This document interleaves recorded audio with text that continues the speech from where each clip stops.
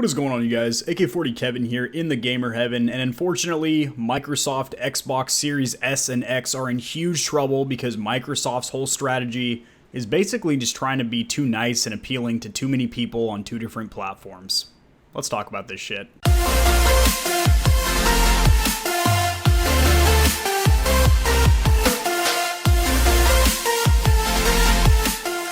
So recently, Entertainment One did a survey with 3,000 participants, basically asking them what consoles they're excited for. Now, 3,000 is a pretty big number, but I mean, obviously there's millions and millions of gamers, people that own the PlayStation 4 and Xbox One, so that's not really gonna, in my opinion, that's not really gonna scour or cover the entire gaming spectrum. But still, I mean, that's a good start, and 84% of them said they were excited or looking forward to the PS4, and 16% were excited for the Xbox. So that's a huge difference there. And here's why.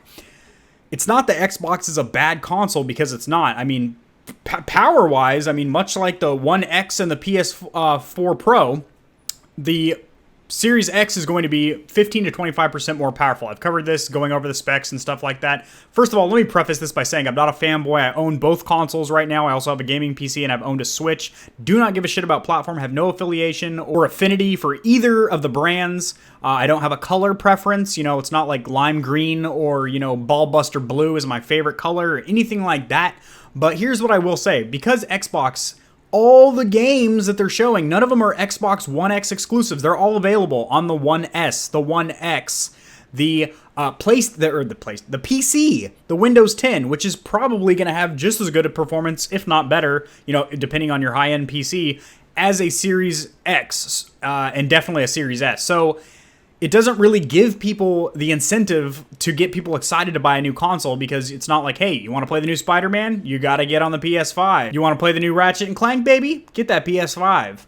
And also, they're doing a lot more with the controller over there at Sony. They're doing a lot more progressive, evolutionary stuff. The DualSense 5 controller is way different than the DualShock 4. It has a built-in microphone, so now you can, you know, talk to Netflix and YouTube searches and launch apps and also chat with people without having to plug in a mic. That's huge. Also, you have the haptic feedback, which is a more advanced system for vibration to give you a lot more immersion, and they have the adaptive triggers. So when you're like shooting a bow, it's going to get more stiff as you get further in the trigger, or, you know, depending on what kind of car you're in a racing game, it might be stiffer or lighter. Stuff like that. That's huge. As where the, you know, Xbox controller is literally just a Series or an Xbox One controller, which isn't necessarily a bad thing. I've said this in the past, and I mean it. Ergonomically, I think an Xbox controller is almost perfect for most hands. For average size hands, not that there is average hands because everyone's a little different, but the Xbox controller feels phenomenal. And, you know, to me, the PS4's controllers has always felt a little small. The DualSense is now very big. It's actually, like, to me, it looks bigger than an Xbox One controller. So maybe now it'll be really ergonomically good for me and have all those kick-ass features I just mentioned. So between the fact that they're doing evolutionary stuff with the controller, which is the part of the console that you're constantly in physical contact with, it's the physical medium between the software, the game you're playing, and your console. So that's really cool. And the exclusives, you know, PlayStation's always been known for having absolute banger-ass titles, and it seems like they're going to have a shitload of good exclusives. More of them and better ones than the Xbox, which literally just has Halo Infinite, which people are shitting on because of the graphic demo that we just saw. Forza Motorsports, and Gears 5, which is already like playable on PC and stuff. So they don't really have any like titles that people are like, damn, I'm going to get that console because of that game. And that's what PlayStation already has a lot of, because they're not catering to people's needs like that. They're not saying, hey, these are still playable on the PS4 Pro, or these are still these are available on PC through Sony.com or something like that. No. You want these games, you're going to buy a PS5. And I think Microsoft and Phil Spencer and the Xbox Studios, their whole strategy is to cater to everyone's needs. Okay, you don't have money for this stuff? That's okay. You want to play the new Halo Infinite? It'll run on an Xbox One S all-digital version. It won't run very good, but you can run it. Or you can run these games. You can play Forza day one on your PC or whatever. So they're trying to cater to, like, technically 5 platforms. Well, 3 if you're looking at the current consoles, next-gen consoles, and PC, but 5 if you're also including the One S, One X, Series S, Series X, Windows 10 PC. I know it's very complicated.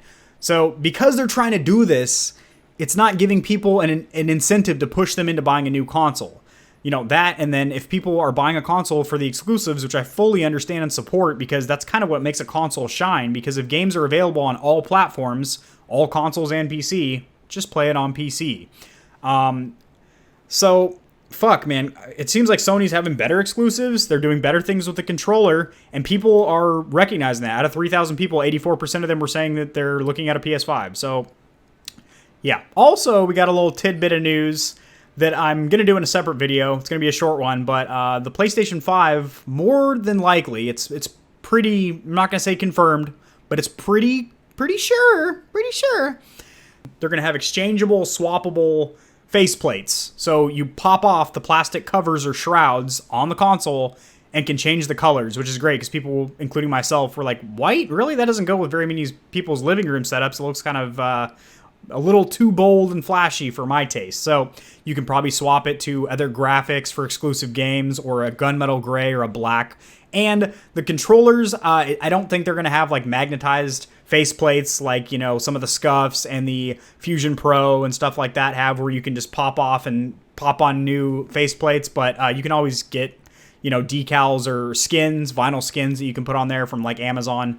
I'm sure those will come out very quickly for the consoles or for the controllers. So yeah, I honestly gotta say, because of the strategy that Xbox is doing, Microsoft's doing, I personally, if I could only get one console, I plan on getting both because, well, I want to enjoy both. I want to do side-by-side comparisons, you know, two TVs with 120 hertz, side-by-side 4K HDR, see which games perform better at certain scenes on both consoles, so I can directly compare and give you guys the no shit, no BS, you know, results as to which one performs better. But honestly, I still think the PS5 is going to sell better. I mean, the PlayStation sold better than the Xbox. And again, I have no affiliation. I own both. I don't really give a shit. I just want to cover this news for you guys because, well, it's exciting. This is exciting. This is a new time for gaming. This is a bold new console generation. They have more horsepower under the hood than we've ever seen with consoles, ever. Like, now, they are very comparable to a high-end gaming PC. Not a mid, not a mid-high, a high-end. Like, basically, both these consoles run like a PC with a 2080 in them. So, a 2080 card alone is like, not the TI, just the 2080, is like $500, $600. So it's pretty good. And these have SSDs in them and Blu-ray Ultra HD disc players in them. Unless you go with the Series S or the discless PS5, which I'm probably going to go for the discless PS5 and if I get a Series X. If I don't get a Series X because I'm just going to play all of these games on PC, then I will get the disc version of the PS5, and that'll be my only new-gen console because I have a One X, which is already a bomb-ass console. It has 6 teraflops of graphical power. Like, the One X is already a beast. It's just imagine a PS5 Pro, but then with 25% more power. And that's, you know, if I already have that, and all these games are available on that, it's not giving me a lot of incentive to want to buy an Xbox Series X when there are so many good exclusives. Gran Turismo, I grew up on that. There's a new one coming out for PS5 that's going to take advantage of haptic feedback when I run over gravel and run off track and stuff, and adaptive triggers that can give me a sense of immersion when I'm racing.